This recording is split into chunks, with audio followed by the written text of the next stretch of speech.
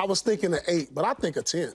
Do you really? I think of 10 now. Really? I think Embiid got so much on the line now. I think when you look at back, if you look, he's going to be dominant tonight because he understands his past failures. He understood what happened last year in Boston, the year before that, and in big games. And I truly believe tonight he understands the moment now. He knows that he has to come up big. I'm talking about outworldly big. And when you say, oh, I had a bad game of 19, think about this. I had 19 points, 16 rebounds, and 10 assists, and I had a bad game. Because in what league is that a bad game? Yeah. It's a bad game for Joel Embiid to his standards. Yeah. So I expect him to come out swinging. I'm looking for him to get close to 40 points.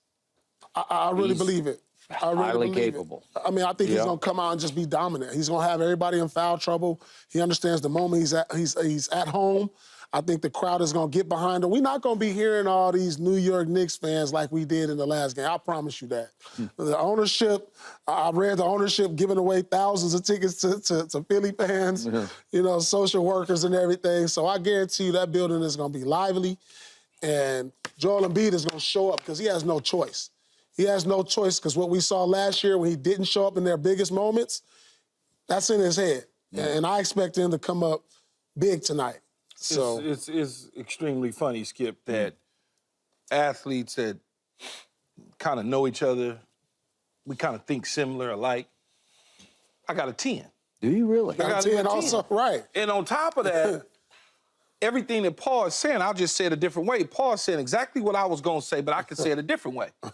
First of all, the man is averaging 32 a game in this series. So my average for him, I mean, my stat line for him after this game tonight would be 30, 15, 8, and 4. That's the type of game he's going to have. 30, 15 boards, 8 assists, and 4 blocks. That's the type of game he's got to have. He's got to have it. And like Paul said, Paul touched up on the owners and the tickets. I'm going to touch up on Joel Embiid. When you are attacking your fan base and you go out there and you lay an egg, that's not going to be good. You now have to step up because you done attack the fan base. So that put more pressure on you now to be able, on top of what Paul is saying, every year you exiting. You not moving forward, you exiting. However it happened, whether it's Kawhi off the side, backboard, boom, boom, boom, whatever, however, you going home. And now you one game away from elimination. You want to go back to New York, because you go back to New York, you can win.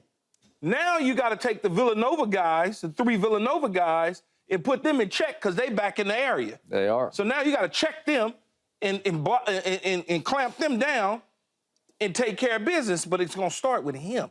And they got something for him to, I don't know if he has swelling in the knee, whatever the pain tolerance is. They got something, little, you know, one of them little ball-head trainers back there. They got something to help him out that's going to get him through tonight's game where he can put up these type of numbers to help them win. Bell's palsy, migraines. We got all things. They got somebody back there. All right. A guy that went to college and got a medical degree. They got something for him. He'll be all right. Look, I've been Joel's biggest fan, biggest supporter, biggest defender, but he has disappointed me so many times in these moments that on my scale of 1 to 10, I'll go to a 6, and I can't go past the 6 because I'm going to believe it when I see it. What are you scared of? His injuries I'm scared or him of not playing well? I'm scared of Game 5 that I just saw because it was a closeout Game 5, and it was for all the marbles effectively because you're about to be sent home for good. And in the fourth quarter, I'm like, Joel, what are you doing? Can't move. Yeah. Okay. Yeah. All right. Can't move. That put the Knicks at home up 5 with a minute and a half left. And then you know the rest of the story. Little tiny Tyrese Maxey, whatever he is, 6 feet tall, 6'1". He basically put 7'1" Joel Embiid on his shoulders and carried him all the way to overtime. Yeah, but let's give real context to this though, Skip. The man's been injured. Okay. He wasn't healthy. I know. He's just not healthy. He's still giving you nice numbers, but you can tell on certain shots he's not even. He only shot 4 free throws, Skip. So what is that saying? It should tell you. Okay, his big ass is trying to hang around the box, but he can't do anything. So he goes out and stands out on the perimeter. I know, but a bad knee doesn't contribute to turnovers. You can at least be careful with the basketball. Yeah, but it all ties together, man. When you and I don't know how bad he's hurt though, right? I don't know. He's just coming off a scope. He had a knee scope. You've had him. I've had him. Everybody's had him. I mean, no, we have. I think it's all dependent. But we're not 300 and whatever pounds. Exactly. Right. As much as we want Embiid to be dominant and play well, everything's on Maxey because when he's played well, they're won. When he's played well, they've won. I mean, think about in Game 2, they should have won. With Maxey, he was just taking over the game in the fourth quarter. Like, they gave that game away in Game 2.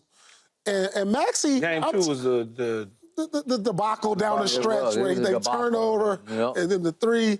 But I'm telling you, I'm looking at this kid. He's like, I'm tired of all this Jalen Brunson talk. I'm in this party, too. I got my VIP section with my bottles, too. Like, I'm out here. And he's showing the world right now, like, it ain't no difference between us two. I agree with that. Like, seriously. It ain't no difference between us two. I know he's getting all the attention right now as, you know, Brunson is bringing New York to life, or he should be on the second team All-NBA. Look, man, Maxey has something to say in this series. And if this series is going to shift, I know we want to talk about Embiid, but it's going to be on Maxey, I believe. All right. And you weren't here yesterday, but I said I think he has slightly outplayed Jalen Brunson in the series so far.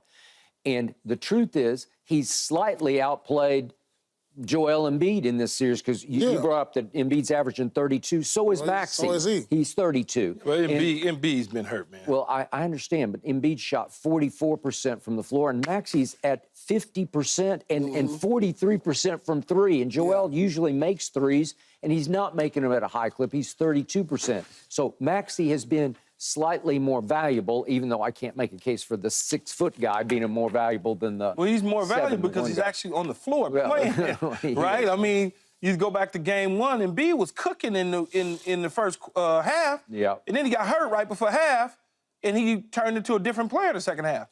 Yeah, and then it got so bad that, as you know, we got all the way to overtime, and Joel just kind of loses his mind, and the flagrant foul, it was a big play because I thought it had lost the game at that point. If we could see the grabbing of the leg. We tired. We tired of him driving. I think Joel was so tired and fatigued that he's trying to swipe at the ball, but you got this statement foul. You got this itty-bitty underneath me. That's a statement foul, like, don't come in the lane no more. We tired of you coming into the lane. We tired of getting anything you want, and you're going to have to feel... You have to feel something when you get into the lane now. Ooh. That was one of them. I'm telling you, that was one of them. But this is such a mind-boggling series to me because you got two players averaging 30 and you down in the series. You got two dominant players. You got two of the top 3 players in this series and you still down. It's going to come down. They need their X factors to step up. But they shouldn't have, man, look. Dude got hurt in Game 1. Yeah. They shouldn't have lost Game 2.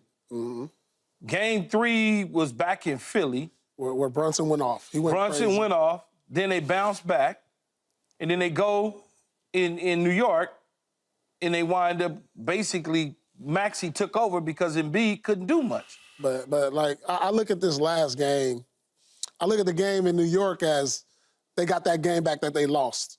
Okay. In New York, from the debacle.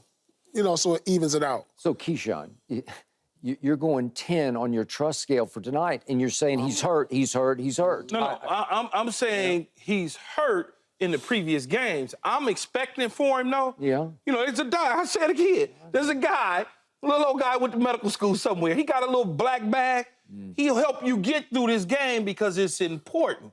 It's so important that he'll feel better. His adrenaline alone will make it so, and all that other pressure that he just added to himself, messing with the fan base.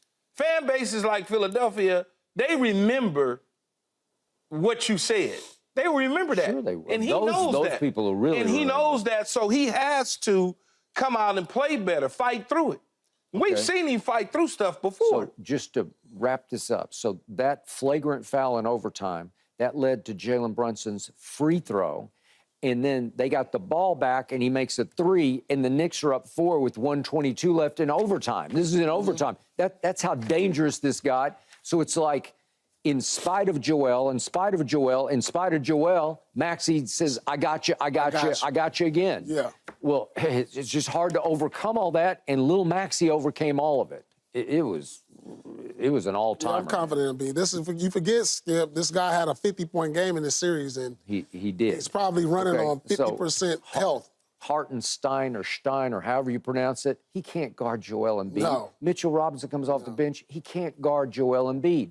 Neither one of them. They can both attack him, and they can't guard Joel Embiid because the truth is nobody can when he is right. So then it depends, how right is he going to be tonight, both mentally and physically, because sometimes he's just, for whatever reason, he's not there. right. But even on 40, 50% Embiid, he can give you 50 on any given night. All right. Well, they may So need I don't understand why you got him at a 6. night. Yeah. You gotta dig deep though. You gotta dig deep. Well, it's like Keyshawn always says about Luka. You got to show me, close it. I understand he 1-7 in closeout games. I get it. I understand that. Yeah. It's his time. And Joel has Find a way. You look at his track record in the postseason, and it's just not very good. Right. He's 5-6 in playoff series. Don't complain. Don't explain. Yeah. Just find a way to figure it out. Find a way. All right. Well, I'll be on the edge of my seat tonight. Thanks for watching, Undisputed fans. Do you want more highlights from the show? Make sure to click that subscribe button for all the exclusive content from Undisputed.